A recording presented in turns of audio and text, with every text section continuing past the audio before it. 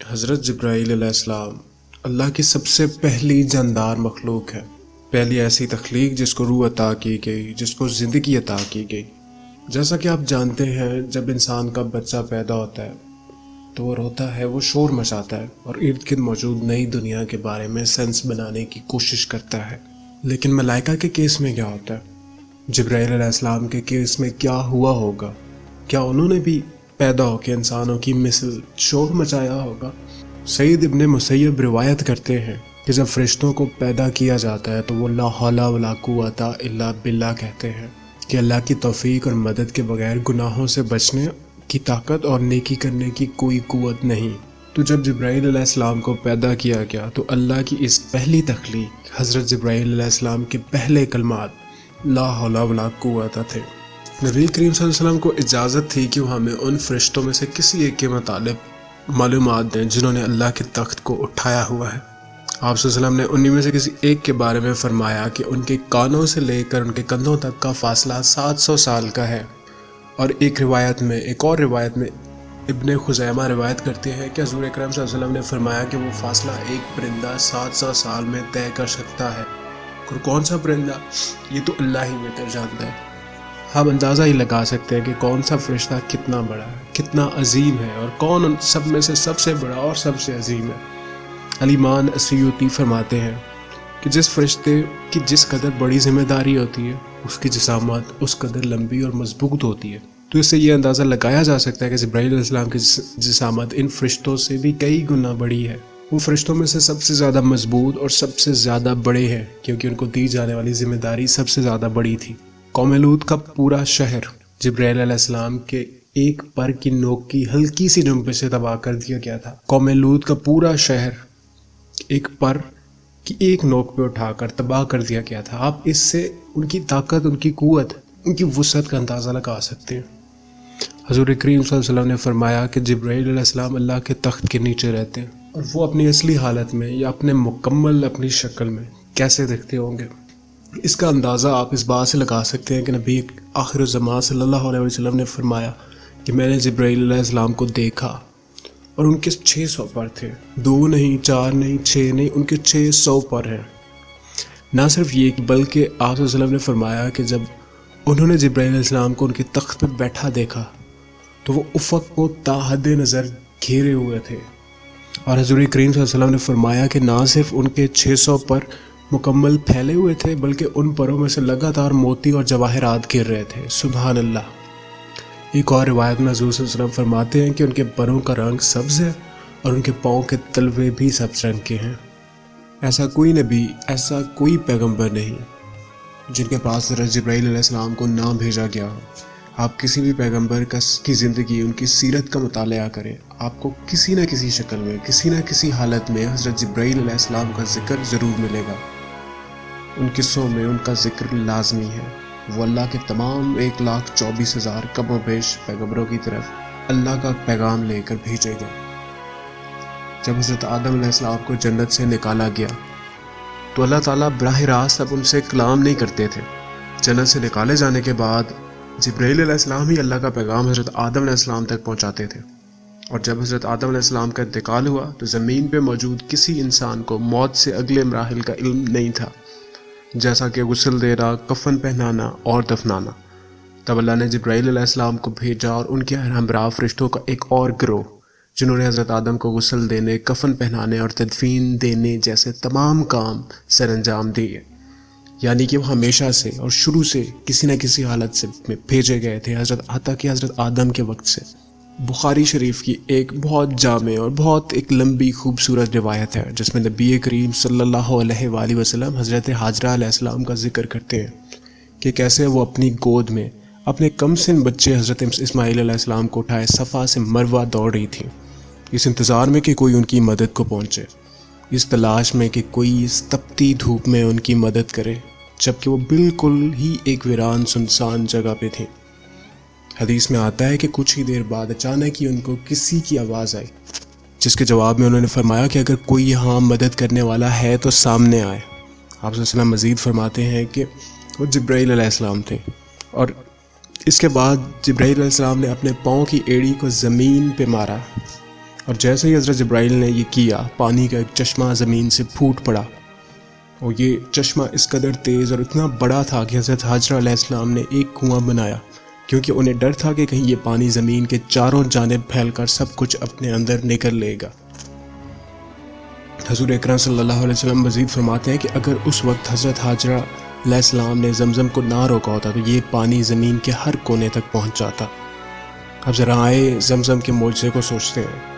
کیا آپ جانتے ہیں کہ یہ زمزم کا کنواں کتنا بڑا ہے؟ اس کی ڈائمنشنز کیا ہیں؟ 3/8 3/8 کا یہ کنواں ایک ریسرچ کے مطابق ہر سیکنڈ میں 8000 لیٹر پانی نکالنے کی کیپیسٹی رکھتا ہے، یعنی کہ ایک دن کے 691 ملین لیٹرز پانی۔ سوچئے کتنے لاکھوں لیٹر پانی ہم لگاتار بغیر کسی تعطیل کے، بغیر رکاوٹ کے زمزم سے نکال کر استعمال کر رہے ہیں، اور وہ کسی ایک دن، کسی ایک لمحے کے لیے سوکھا تک نہیں۔ سبحان اللہ۔ یہ محض جبرائیل علیہ السلام کے پاؤں کی ایڑی کی ایک ٹکر سے بننے والا چشمہ ہے، اور ہمارا وہاں سے آج بھی پانی پینا ہمارا جبرائیل علیہ السلام سے ایک رابطہ ہے، ایک رشتہ، ایک تعلق ہے، جس کو اگر سوچا جائے تو نہایت ہی خوبصورت تخیل ہے۔ جب حضرت ابراہیم اور حضرت اسماعیل علیہ السلام نے کعبہ کی تعمیر مکمل کی تو حضرت ابراہیم علیہ السلام کی دعا پہ اللہ نے جبرائیل علیہ السلام کو بھیجا تاکہ وہ ان کے ہمراہ حج ادا فرما سکیں اور مناسک حج ان کو سکھا سکیں، ان کو بتا سکیں۔ اور جہاں جہاں ان کو شیطان، حضرت ابراہیم کو جہاں جہاں پہ شیطان نے گمراہ کرنے کی کوشش کی، اس جگہ پہ جبرائیل علیہ السلام نے ہی ان کو شیطان کو کنکریاں مارنے کو کہا، اور اسی عمل کی یاد میں آج بھی ہم حج کے دوران انہی مقامات پر شیطان کی جانب کنکریاں پھینکتے ہیں۔ کیا آپ نے کبھی حضرت یوسف علیہ السلام کے قصے میں جبرائیل علیہ السلام کا ذکر پڑھا؟ آپ شاید سوچ رہے ہو کہ حضرت یوسف علیہ السلام کے پورے قصے میں جبرائیل علیہ السلام کہیں نظر نہیں آتے، لیکن حقیقت میں وہ موجود ہوتے ہیں اس قصے میں۔ جب ان کے بھائیوں نے انہیں کنویں میں پھینکا، جب وہ کنویں کی گہرائیوں میں گر رہے تھے تو وہ ایک انسان کے ہاتھوں میں جا کے گرتے ہیں، ایک ایسا انسان جس کو انہوں نے کبھی نہیں دیکھا تھا۔ وہ انسان دراصل حضرت جبرائیل علیہ السلام انسانی شکل میں ہوتے ہیں، جو حضرت یوسف کے تحفظ کے لیے بھیجے جاتے ہیں تاکہ وہ بغیر کسی سختی یا پریشانی کے مکمل تحفظ کے ساتھ کنویں کی نچلی سطح پر اتارے جائیں، تاکہ گرنا ان پہ دشوار نہ ہو۔ اللہ اپنے پیاروں کو کبھی اکیلا نہیں چھوڑتا، اللہ آپ کو کبھی ضائع نہیں ہونے دیتا۔ حضور اقدس صلی اللہ علیہ وآلہ وسلم سے جبرائیل کی پہلی ملاقات کب ہوتی ہے؟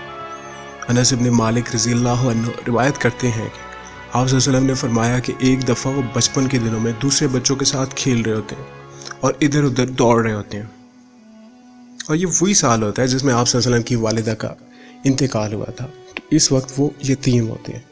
نبی کریم صلی اللہ علیہ وسلم ایک میدان میں کچھ بچوں کے ہمراہ کھیل رہے ہوتے ہیں کہ اچانک ایک آدمی آتا ہے جو نبی کریم صلی اللہ علیہ وسلم کو تھام کر انہیں زمین کے ساتھ لگا دیتا ہے، اور باقی سب بچے اپنے اپنے والدین کی جانب دوڑ پڑتے ہیں، اور وہ یہ سمجھ رہے ہوتے ہیں کہ اس انسان نے نعوذ باللہ آپ صلی اللہ علیہ وسلم کو قتل کر دیا۔ ادھر آپ صلی اللہ علیہ وسلم دیکھ رہے ہوتے ہیں، آبزرو کر رہے ہوتے ہیں اس بندے کو کہ یہ پراسرار انسان ان کے ساتھ کیا کرنے لگا ہے۔ آپ صلی اللہ علیہ وسلم بتاتے ہیں کہ اس شخص نے میرے سینے کو چاک کیا، سینے کو کھولا، اس میں سے میرا دل نکال کے، اس میں سے ایک حصہ نکال کے مجھے کہا کہ یہ آپ کے اندر شیطان کا حصہ ہے، اور پھینک دیا۔ حضور صلی اللہ علیہ وسلم نے فرمایا کہ اس کے بعد آگے بڑھتے ہوئے انہوں نے میرے دل کو ایک سنہری برتن میں زمزم سے دھویا اور واپس اپنی جگہ پہ سینے کے اندر ڈال دیا، جب تک کہ باقی بچے، تمام بچے واپس آئے۔ آپ صلی اللہ علیہ وسلم کے سینے کو دوبارہ سی دیا گیا تھا، اور 34 سال تک آپ صلی اللہ علیہ وسلم کو علم تھا کہ یہ واقعہ ہوا ان کے ساتھ، اور ان کے ساتھ ایسے دیگر کئی معجزات اور ایسے واقعات ہوئے جن کی تب کوئی دلیل یا وضاحت نہیں تھی۔ 34 برس بعد 40 سال کی عمر پر عائشہ رضی اللہ عنہ روایت کرتی ہیں کہ آپ صلی اللہ علیہ وسلم کو سچے خواب دکھائی دینے لگے، بالکل سچے اور سیدھے خواب۔ تقریباً 6 ماہ کے عرصے کے آپ صلی اللہ علیہ وسلم بالکل سچے، واضح اور حقیقت پہ مبنی خواب دیکھنے لگے۔ وہ خواب میں کچھ ہوتا ہوا دیکھتے تھے اور اگلے دن وہی کام حقیقت میں بالکل ویسا ہو جاتا تھا۔ انہیں خواب میں نظر آتا تھا کچھ ہونے والا ہے، یا انہیں کوئی ملنے آ رہا ہے، تو اگلے دن بالکل ہی ویسا ہو جاتا ہے۔ یا اگر وہ خواب میں کسی کا جنازہ دیکھتے ہیں تو اگلے دن معلوم پڑتا ہے کہ کوئی فلاں شخص فوت ہو گیا اور اس کا ویسے ہی جنازہ ہوا۔ اور یہ کم و بیش کچھ 6 ماہ کے عرصے کے لیے ایسا ہوتا رہتا ہے۔ لہٰذا انہیں تھوڑا سا پہلے کی شبہ تھا کہ کچھ نہ کچھ ہونے والا ہے، کچھ جو عام نہیں ہے، معمول سے ہٹ کے کچھ ایسا رونما ہونے والا ہے۔ اور یہی وجہ ہے کہ انہوں نے غار میں جا کے عبادت کرنا شروع کر دی اور وہاں اکیلے وقت گزارنا شروع کر دیا۔ اچانک ہی انہیں تنہائی میں رہنے کی عادت معمول لگنے لگی۔ وہ غار ہرا میں جا کے قیام کرتے تھے، اور غار ہرا کم و بیش 2 گھنٹے کی مسافت پہ تھا، اور ایک دن معمول کے مطابق آپ صلی اللہ علیہ وآلہ وسلم وہاں موجود ہوتے ہیں کہ اچانک جبرائیل علیہ السلام سامنے آ جاتے ہیں، ظاہر ہو جاتے ہیں۔ کیا اس وقت جبرائیل علیہ السلام انسانی شکل میں سامنے آتے ہیں یا اپنی حقیقی حالت؟ روایت سے ثابت ہے کہ وہ انسانی شکل میں ہی آتے ہیں۔ تو شاید آپ سوچ رہے ہو کہ اگر وہ انسانی شکل میں آئے تو نبی کریم صلی اللہ علیہ وسلم گھبرا کیوں گئے تھے؟ تو ذرا سوچیں کہ آپ 2 گھنٹے کے سفر کر کے اگر کسی اکیلی غار میں ہیں جہاں کوئی انسان نہیں ہے، پھر اچانک ایک انسان وہاں پہ ظاہر ہو جائے، تو اس غار کے منہ پہ کھڑا ہوا ہے اور وہ آپ کو گھور کے دیکھ رہا ہے۔ ایک اور روایت سے معلوم پڑتا ہے جو کہ حضرت خدیجہ رضی اللہ تعالیٰ عنہ بیان کرتی ہیں کہ حضور نبی کریم صلی اللہ علیہ وسلم نے فرمایا کہ جس شخص کو میں خوابوں میں دیکھ رہا تھا وہ میرے پاس آیا، یعنی آپ صلی اللہ علیہ وسلم حضرت جبرائیل کو خواب میں دیکھ چکے تھے۔ تو اس وقت وہ سوچ رہے تھے کہ میں سو نہیں رہا، میں خواب نہیں دیکھ رہا، یہ سب حقیقت ہے، اور بہت پراسرار ہے۔ اس وجہ سے جبرائیل علیہ السلام نے آپ صلی اللہ علیہ وسلم کو تھام لیا اور گلے سے لگایا کہ یہ حقیقت ہے، اقرا پڑھو، یہ پہلی وہ وحی ہے جو آپ صلی اللہ علیہ وسلم پہ اتاری گئی۔ نہ صرف یہ کہ آپ جانتے ہیں جب آپ قرآن پڑھتے ہیں آپ کے ارد گرد فرشتوں کو جمع کرنے کا سب سے آسان طریقہ تلاوت قرآن ہے۔ آپ جانتے ہیں کیوں؟ کیونکہ ملائکہ کو یہ قرآن کی تلاوت کا تحفہ نہیں دیا گیا سوائے کچھ ملائکہ کے، اور بے شک حضرت جبرائیل بھی ان میں سے کچھ میں سے ہیں۔ زیادہ تر فرشتوں بس سن سکتے ہیں، وہ ان کو تلاوت کرنے کا تحفہ نہیں ملا گیا، اور جب آپ تلاوت کرتے ہیں فرشتے آپ کے آس پاس جمع ہو جاتے ہیں کیونکہ ان کے لیے یہ عمل بہت ہی محبوب ہے۔ سبحان اللہ۔ تو جب آپ چاہتے ہیں کہ آپ کے آس پاس فرشتے جمع ہو جائیں، آپ تلاوت قرآن کریں۔ جبرائیل علیہ السلام نبی کریم صلی اللہ علیہ وآلہ وسلم کی ہر مشکل گھڑی میں ان کے ہمراہ رہے، جیسا کہ ابو جہل نے ایک بار کہا کہ اگر پھر محمد صلی اللہ علیہ وآلہ وسلم اس کے سامنے کعبہ کے آگے سجدہ کریں گے تو وہ اپنے بتوں کی قسم کھا کر کہتا ہے کہ وہ نعوذ باللہ ان کا قتل کر دے گا۔ حضور اکرم صلی اللہ علیہ وآلہ وسلم باہر تشریف لاتے ہیں اور کعبہ کے سامنے نماز ادا کرنے لگتے ہیں کہ ابو جہل آپ کی جانب چل پڑتا ہے، اور وہ اچانک وہ اپنا چہرہ اپنے ہاتھوں میں چھپا لیتا ہے اور پیچھے بھاگ پڑتا ہے۔ وہ کچھ یوں کہتا ہے کہ اس کے اور آپ کے بیچ، آپ صلی اللہ علیہ وسلم کے بیچ کچھ موجود تھا جو اس کو روک رہا تھا۔ آپ صلی اللہ علیہ وسلم جب نماز ادا کر لیتے ہیں تو صحابہ کرام ان سے دریافت کرتے ہیں، تو وہ انہیں بتاتے ہیں کہ اگر ابو جہل ایک قدم بھی اور بڑھتا تو جبرائیل علیہ السلام اس کو وہاں ختم کر دیتے، وہیں ختم کر دیتے، وہ وہاں موجود تھے۔ القاضی عیاض نے سیرت پہ ایک بہت مشہور کتاب لکھی جس کا نام الشفا ہے۔ اس میں وہ بیان کرتے ہیں، جیسا کہ آپ سب کو معلوم ہے کہ قرآن کریم میں ارشاد ہے، ایک آیت نازل ہوئی، وَمَا أَرْسَلْنَاكَ إِلَّا رَحْمَةً لِّلْعَالَمِينَ، ہم نے آپ صلی اللہ علیہ وسلم کو تمام جہانوں کے لیے رحمت بنا کر بھیجا۔ تو آپ صلی اللہ علیہ وسلم نے ایک دفعہ حضرت جبرائیل علیہ السلام سے دریافت کیا، ان سے سوال کیا کہ میری کسی رحمت یا میری کوئی رحمت آپ تک پہنچی ہے؟ تو اس دنیا کا ظاہر سی بات ہے فرشتوں کی ریاست کا حصہ ہے، تو کیا آپ صلی اللہ علیہ وسلم کی کوئی رحمت ان تک پہنچی؟ تو اس کے جواب میں جبرائیل علیہ السلام نے فرمایا، انہیں اللہ کی قسم انہوں نے کسی اور پیغمبر سے اس قدر محبت نہیں کی جتنی آپ صلی اللہ علیہ وسلم سے کی۔ آپ صلی اللہ علیہ وسلم اس کے محبوب ترین پیغمبر ہیں اور انسان ہیں، اور فرمایا کہ یہ آپ کے توسل سے ہے کہ مجھے تحفظ ملا۔ اس تحفظ سے ان کا کیا مطلب تھا؟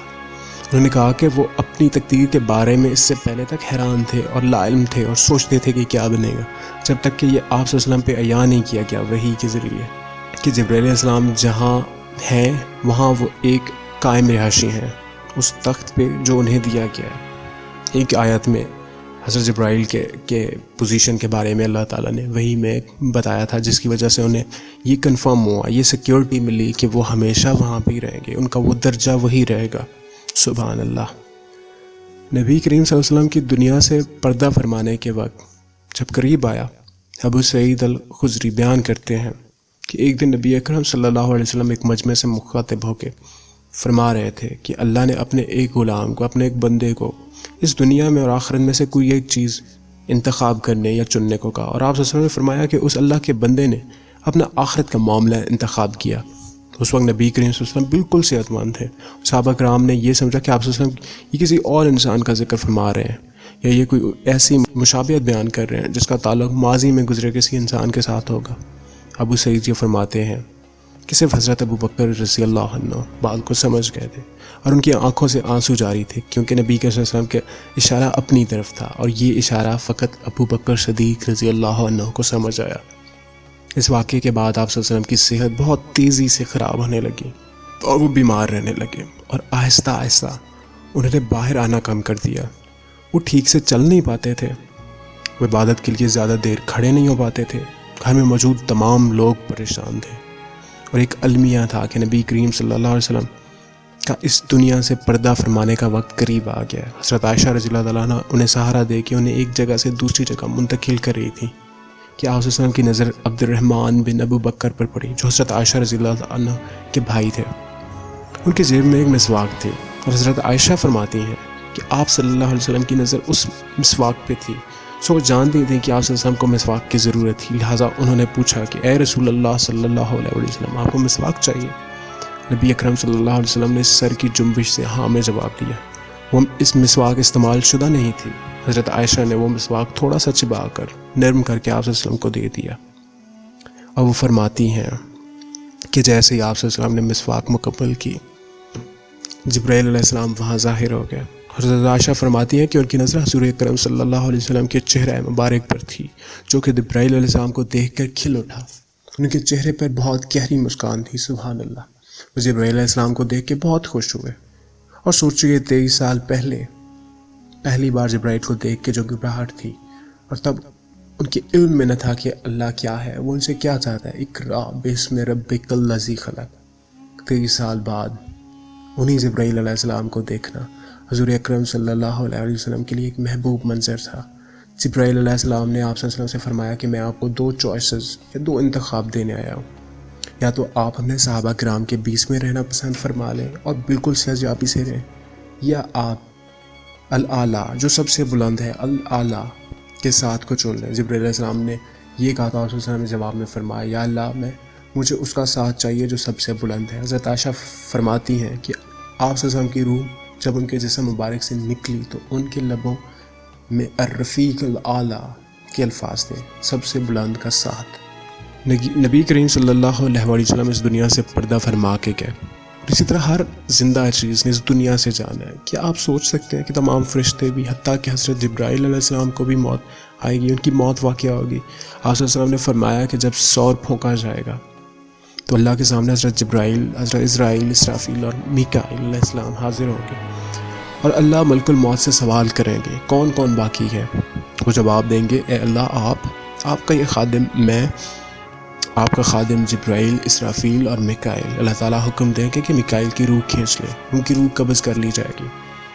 اللہ پھر پوچھے گا اب کون باقی ہے، تو اسرائیل علیہ السلام فرمائیں گے کہ اللہ آپ کا یہ خادم میں، آپ کا خادم جبرائیل اور اسرافیل. اللہ تعالیٰ اسرافیل علیہ السلام کی روح لینے کا حکم دے دیں گے، اور ان کی روح لے لی جائے گی.